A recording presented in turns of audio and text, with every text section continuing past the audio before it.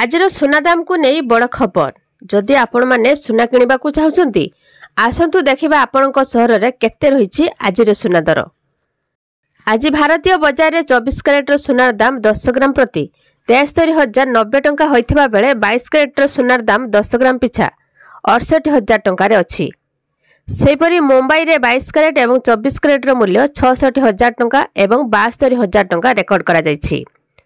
आज राजधानी दिल्ली रे 22 कैरेट एवं 24 कैरेटर मूल्य 67,000 टंका एवं 73,000 टंका रे रहिछि।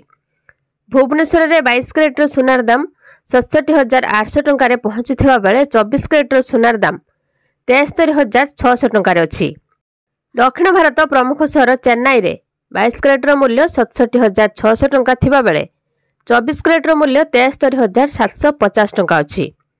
पूर्व भारत प्रमुख सहर कोलकाता रे 67,800 टंका एवं 73,090 टंका अछि।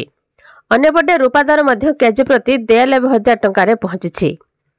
से भली कटक रे मध्य 22 कैरेट एवं 24 कैरेटर मूल्य ह्रास पाइछि।